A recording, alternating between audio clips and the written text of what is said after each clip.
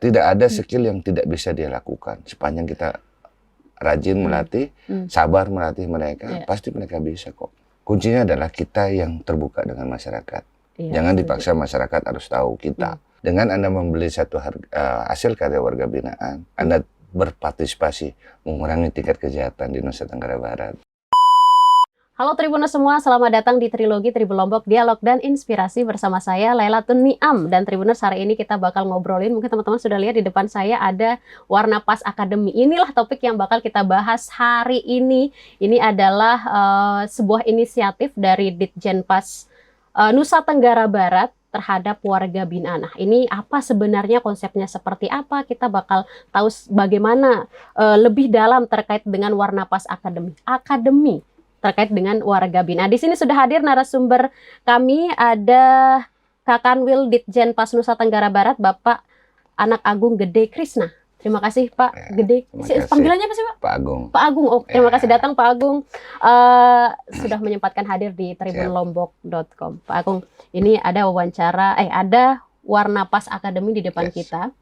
Ini bisa dijelaskan kepada Tribuners semua, masyarakat Nusa Tenggara Barat ini apa Pak? Ya. Warna Pas Academy ini lahir ya dari kebetulan saya ikut pelatihan kepemimpinan tingkat 1 di Lembaga Administrasi Negara. Sehingga di sana kita diberikan pembelajaran menganalisa kondisi sistem pemerintahan dan lain sebagainya, banyak materinya, sehingga diwajibkan membuat suatu inovasi.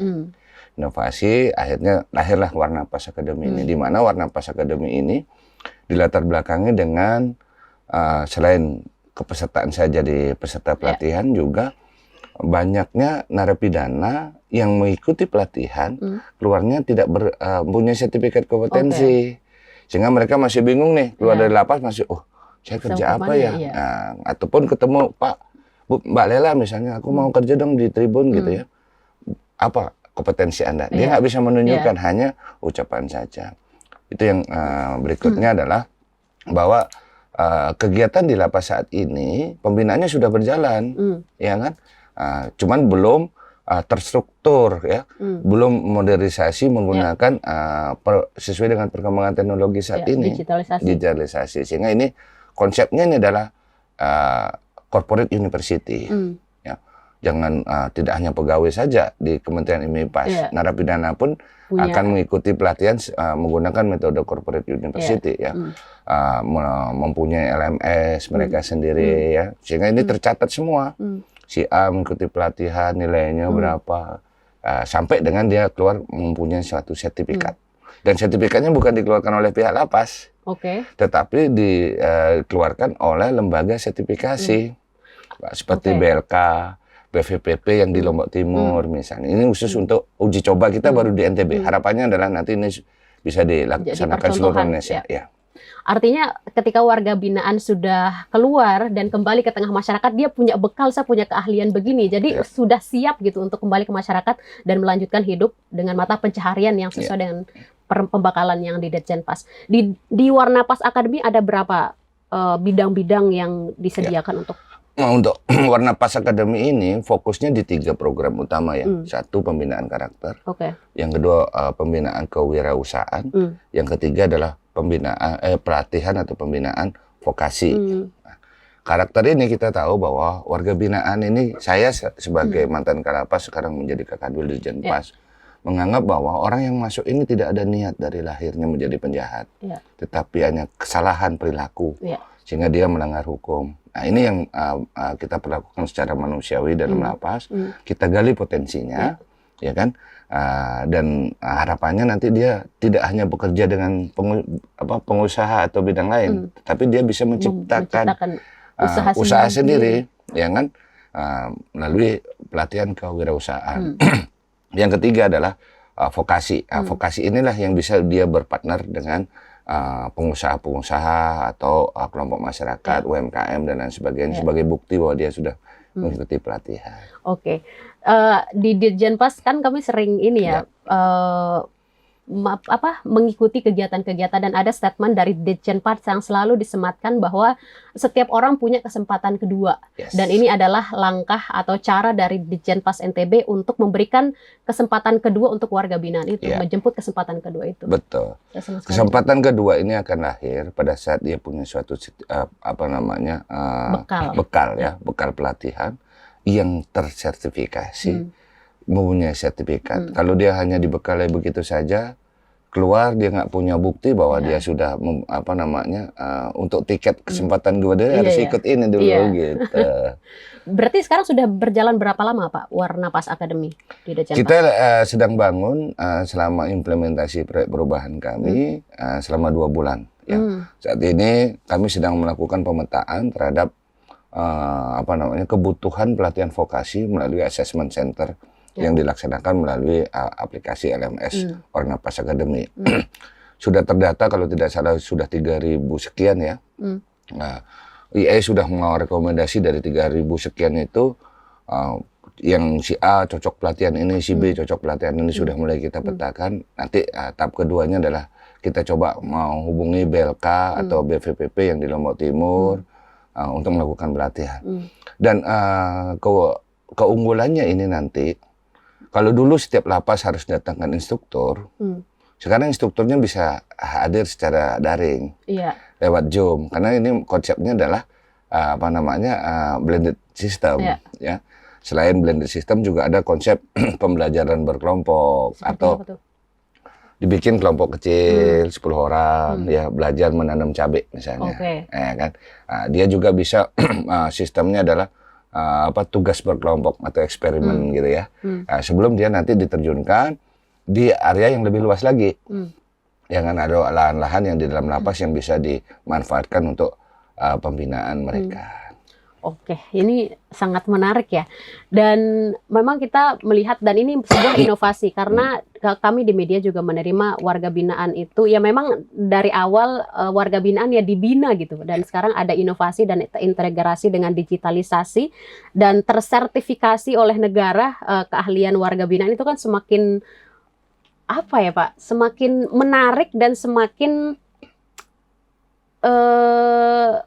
lebih manusiawi gitu untuk menyiapkan warga binaan untuk kembali ke masyarakat itu tadi. Tantangan mungkin Pak, tantangan selama proses menerapkan Warnapas Academy itu apa? Karena kan warga binaan dengan segala latar belakang mungkin dengan karya-karya yang dihasilkan tidak semudah di lingkungan masyarakat. Mohon maaf saya berbicara seperti itu karena memang seperti itu yang adanya gitu Pak, gimana? Ya banyak tantangan yang kita hadapi, tapi saya yakin Tuhan menciptakan tantangan pasti ada solusinya. Ya, dengan komunikasi efektif dengan seluruh jajaran di Kanwil Ditjenpas NTB termasuk teman-teman yang di unit pelaksana teknis di lapas di rutan bisa mengatasi tantangan. Kenapa? Dari niat mereka, dari niat mereka untuk mengikuti pembinaan, antusiasnya luar biasa. Ya kan, apalagi kita kasih tahu bahwa Anda mengikuti pembinaan ini, ada sertifikatnya nanti, berebut ya kan. Malah ada yang cross dari rekomendasi dari IE itu, Pak aku mau yang ini dong Pak, kayaknya keren. Bukan masalah keren, saya bilang, ya kan, ini adalah hasil asesmenmu menunjukkan itu dulu deh. Boleh nggak Pak? Kami setelah melaksanakan ini, boleh mengikuti kegiatan vokasi yang lain, boleh saya bilang. Itu kalau kita di ASN atau teman-teman di dunia luar, semakin banyak kompetensi, semakin peluangnya semakin besar untuk mendapatkan pekerjaan. Gitu. Jadi nggak semua bidang yang diminati oleh warga binaan diiyakan, tapi berdasarkan hasil asesmen itu, karena kan nanti kedepannya sudah dipetakan dan direncanakan seperti itu. Karena ada dia minta karena temannya ke situ, gitu ya. Bukan berdasarkan bakat minatnya. Akhirnya apa? Hasil dari pembinaan tidak optimal. Ada juga modus ya kan, teman-teman ikut pembinaan A, B, C biar bisa keluar dari kamar gitu ya. Padahal dia nggak niat aja, cuma dia pengen ikut-ikutan saja gitu. Nah, ini kita coba minimalisir potensi-potensi ini dengan melakukan asesmen awal. Ya kan, dia nggak bisa berkutik tuh pada saat asesmennya. Kan diwawancarai oleh teman-teman asesor, teman-teman wali di dalam lapas ini. pertanyaannya terstruktur, sudah ada toolsnya di sistem sesuai dengan yang ditetapkan oleh Bapak Direktur Jenderal. Nah, akhirnya keluar nih, oh begini, ya, mulai dari tingkat risiko sama bakat minat kita. Oke, ini menarik sih Pak. Saya senang, dan ini pertama kali kami di Tribun pertama kali ngobrol sama Ditjenpas NTB dan bercerita tentang inovasi yang baru yang ini. Dan di depan saya ini juga karya yang Bapak pakai juga karya dari warga binaan. Ini hasil dari pembinaan. Kalau boneka ini hasil karya dari teman-teman Lapas Perempuan Mataram. Mereka melaksanakan udah lama ya, mengikuti pelatihan merajut ya. Ini hasilnya, dan ini pun dari Lapas Selong. Lapas Selong. Ya, Lapas Selong ini sudah masuk ke apa namanya untuk bajunya itu sudah masuk Shopee.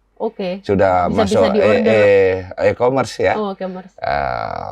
Bisa diorder kalau Tribun berkenan, boleh. Teman-teman ya, Tribuners yang mau menggunakan karya dari teman-teman warga binaan bisa banget. Dan berarti benar-benar produksinya di dalam lapas Pak ya? Di dalam lapas. Ya, oleh warga binaan. Oleh warga binaan. Artinya begini, dengan Anda membeli satu hasil karya warga binaan, Anda berpartisipasi mengurangi tingkat kejahatan di Nusa Tenggara Barat. Dengan membeli karya warga binaan, Anda berpotensi untuk mengurangi kejahatan Kenapa? Dia punya pekerjaan. Dia punya pekerjaan. Ya kan? Dia punya pekerjaan. Dia masih dihargai oleh masyarakat. Kan beda. Ya, banyak bentuk menghargai orang, salah satunya kita pakai produknya mereka. Ya, karena kalau misalnya menghasilkan karya tapi tidak diapresiasi, tingkat kepercayaan diri warga binaan ketika kembali ke masyarakat juga ini. Jadi itu salah satu bentuk dukungan masyarakat terhadap. Iya, dan kita di Kanwil Ditjenpas NTB punya Kampung Pas. Di mana? Tempatnya di sebelah Hotel Sapadia, di Jalan Majapahit, namanya Kampung Pas. Di sana memang media untuk memberikan kesempatan untuk masyarakat untuk tahu lebih dalam dengan hasil karya warga binaan. Terbuka untuk umum berarti? Terbuka untuk umum. Dan kami kerjasama dengan UMKM. Nah, UMKM, terus teman-teman dari Lapas Perempuan juga belajar bikin kue, bikin kopi, ya kan? Produknya ada di sana juga, dijual juga ya. Terus hari Rebo dan hari Sabtu malam Minggu kami tampilkan teman-teman yang sudah mengikuti pelatihan seni band. Yang namanya Jeruji Band. Jeruji Band terkenal banget. Ya, di sana kalau mau nonton silakan, kami undang ke Kampung Pas setiap Rebo malam dan Sabtu malam. Ada namanya Kampung Pas itu.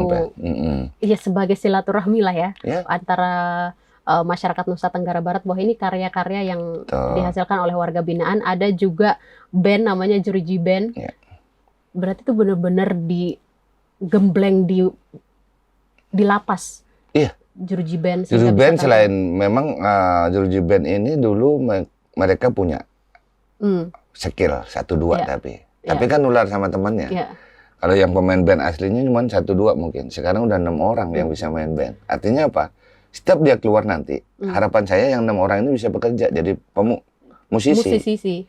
Nah, sehingga dia nggak usah lagi, ya kan, melakukan kejahatan karena dia sudah punya pendapatan. Teman-teman di LPP juga menari gitu. Kalau memang pemerintah daerah, masyarakat mau mengundang kita untuk menari, boleh, ya kan, sederhana kok, ya kan. Nah, tinggal ngajukan permohonan, kita ACC, kita antarkan, pengamanannya ada di kami. Gitu. Dan saya pernah lihat Jeruji Band tampil waktu itu di acara di Udayana kalau nggak salah. Ya, di Car Free Day. Iya, di Car Free Day di Udayana, dan itu antusias masyarakat yang melihat, dan sebagian warga, masa sih ini? Iya, jangankan warga, Pak Rektor aja kan kayak undang tuh, ya kan? Pada saat itu kita launching Warna Pas Academy, kita mengundang para rektor Nusa Tenggara Barat ini untuk kerjasama. Nah, Warna Pas Academy ini ya kita kerjasama dengan para akademisi, bahwa memastikan bahwa kurikulumnya, ya kan, metode pembelajaran sesuai dengan kaedah-kaedah kependidikan atau kepelatihan, sehingga memang tidak konsepnya benar-benar akademi dari kurikulum, kemudian perencanaan dan pembelajarannya juga disesuaikan. Jadi tidak pembinaan yang rutinitas saja gitu, enggak. Nah, harapannya nanti ke depan malah pengembangan Warna Pas Academy ini dengan memanfaatkan IE nanti dia bisa memetakan sistem ini, LMS ini bisa memetakan kebutuhan 2 tahun ke depan Nusa Tenggara Barat atau wilayah lain terkait dengan kompetensi apa yang dibutuhkan.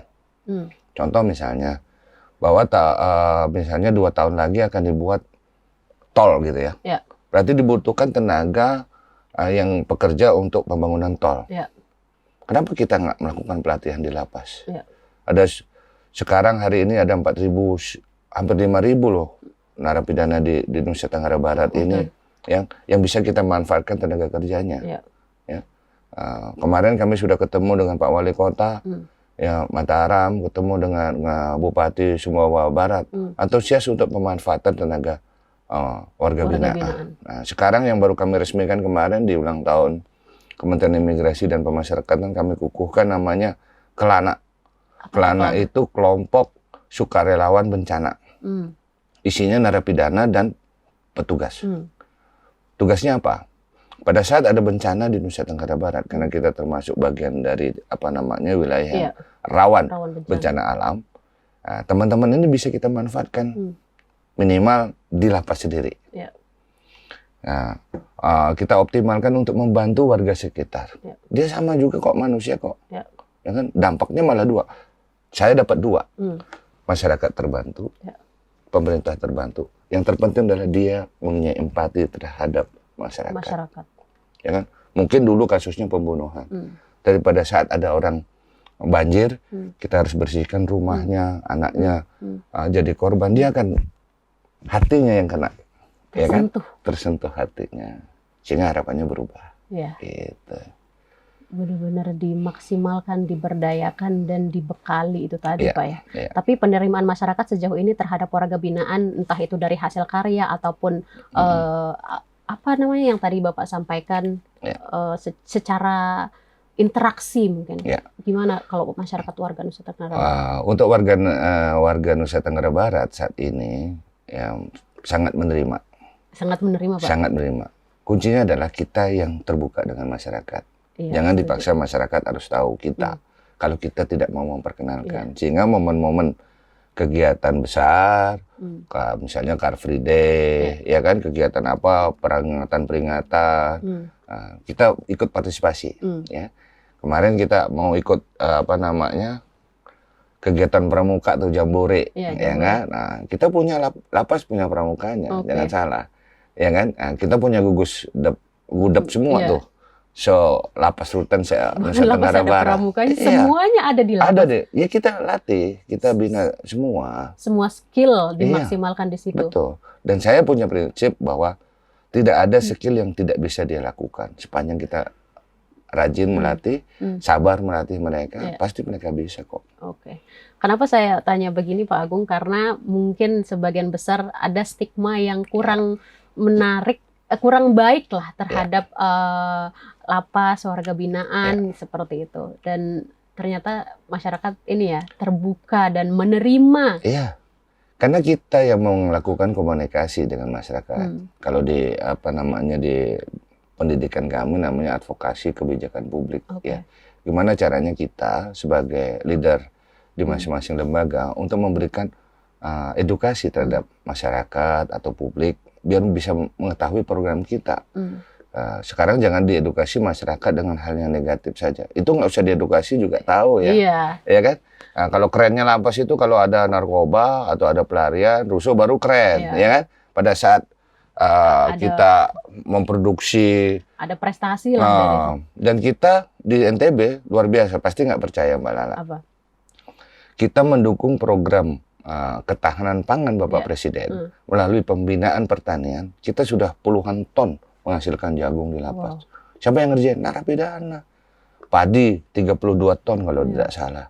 Ya kan, kemarin cabai kita panen cabai dengan 11 kali panen cabai di lapas Lombok Barat, hanya memanfaatkan area kosong dalam lapas, kita udah punya 7 ton. Di Rutan Bima kita punya lahan kecil ya, dimanfaatkan untuk timun, kita udah punya 7,5 ton timun. Dari bulan Januari sampai sekarang. Luar biasa kok teman-teman itu. Kalau kita berdayakan dengan optimal. Produktif ya, bahkan lebih produktif dari... Iya. Nah, ke depan ya tahun 2026 kita punya tantangan di Direktorat Jenderal Pemasyarakatan secara nasional. dengan berlakunya KUHP. Kami sudah melakukan pendekatan menghadap Pak Gubernur dengan seluruh bupati wali kota se-Nusa Tenggara Barat, karena di sana ada pidana kerja sosial. Nah, ini kesempatan ini saya pun menyampaikan ke masyarakat melalui Tribun News ini, ya, bahwa nanti sistem pemidanaan di Indonesia, ya, sistem pemidanaan di Indonesia tidak terfokus dengan pidana penjara. Pidana penjara merupakan pidana yang terakhir. Kalau memang mereka bisa dibina di luar atau dioptimalkan di luar, kenapa tidak? Contoh, ya, contoh real saja. Berapa sih pemerintah daerah mempunyai pasukan kuning itu untuk mengelola sampah?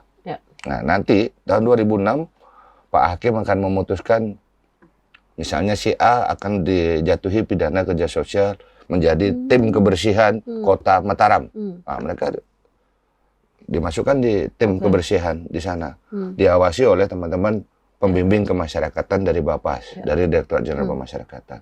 Dia akan dipekerjakan 8 jam per hari.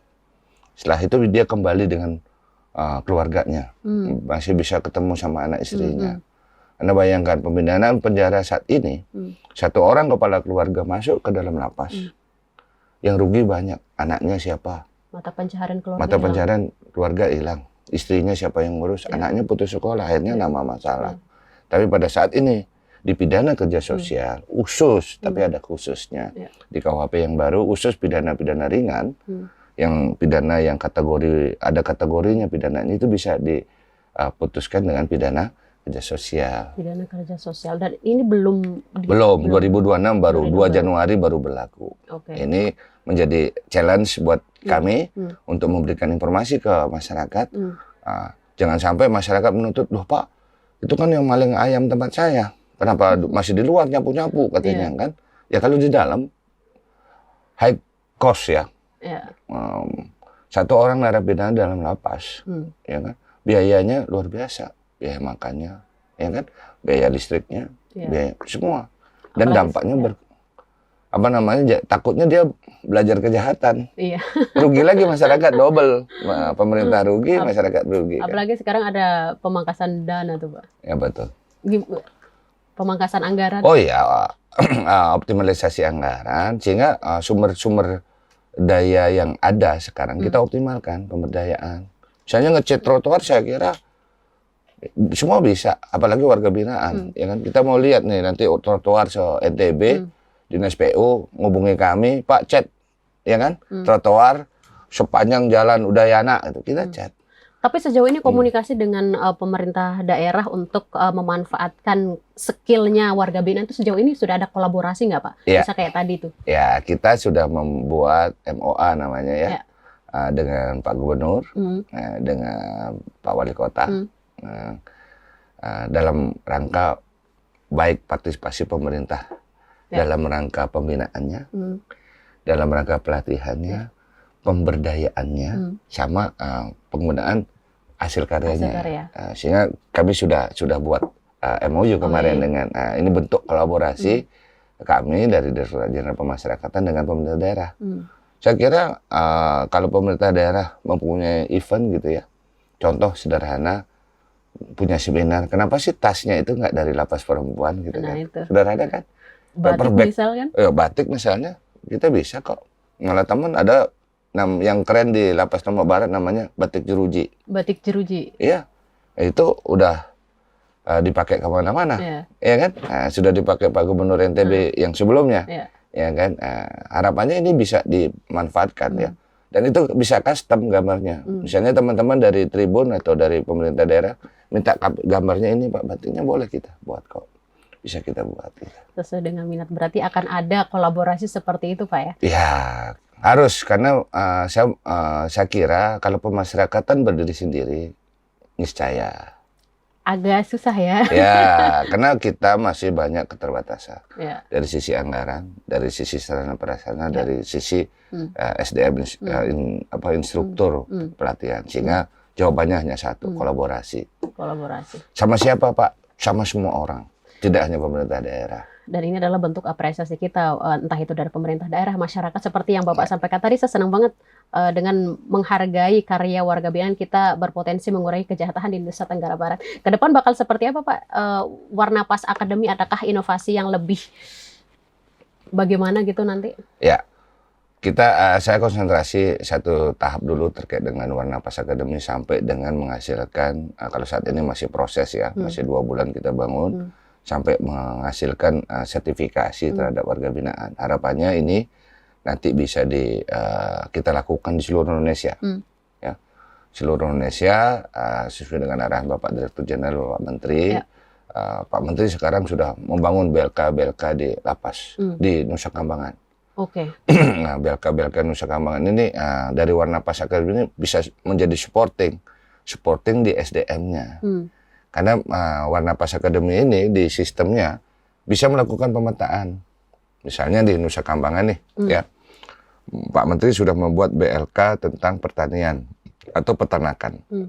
Pak Menteri bisa lihat bahwa di seputaran lapas-lapas Jawa Tengah yang sudah mengikuti pelatihan peternakan, jumlahnya berapa, sudah sampai level berapa, tahu di sistem ini, sehingga beliau tinggal perintahin, Pak Kanwil, Pak Kalapas itu pindahin ke Nusa Kambangan untuk prakteknya tadi.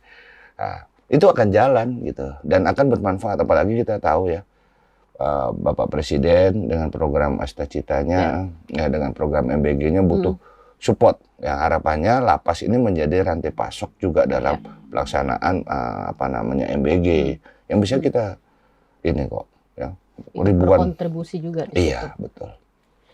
Jadi fokus ke depannya bakal menyempurnakan Warnapas Academy dan membekali semaksimal mungkin warga binaan yang ada sehingga nanti kembali ke masyarakat sudah siap dan seperti itu. Apa yang mau disampaikan ke warga Nusa Tenggara Barat, Pak?